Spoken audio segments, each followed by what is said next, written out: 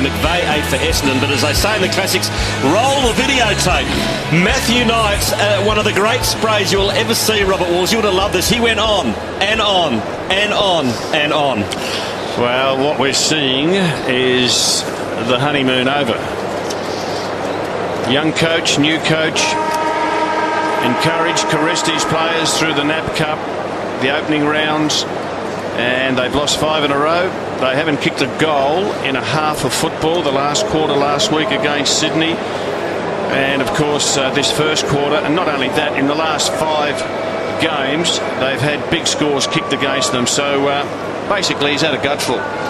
And he was absolutely spitting chips, even looking at his assistant coaches and just seething Matthew Knight. Andy, Mark, can you repeat anything he said? Well, you can. He didn't use any bad language, Quarters, and often you can't hear what these blokes say. They don't let you get close enough to the huddle. But the two things that he stressed, as soon as he got out there, everybody else stayed off to the fringes. It was just the player and the coach. He pointed to about 6 or 7 blokes, questioned their accountability. Their complete lack of accountability in that first quarter was the first thing he stressed, particularly Adam McPhee. He singled him out, and then he had to go at the whole lot of them about falling over. He just said, why do you keep losing your feet?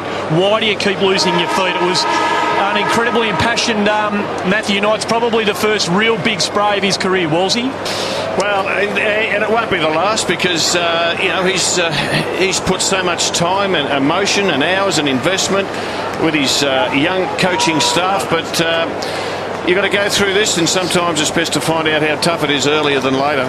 It's been a honeymoon, Rob. 2 wins and 6 heavy defeats. Yeah, it doesn't last long. Welcome to the real world of coaching.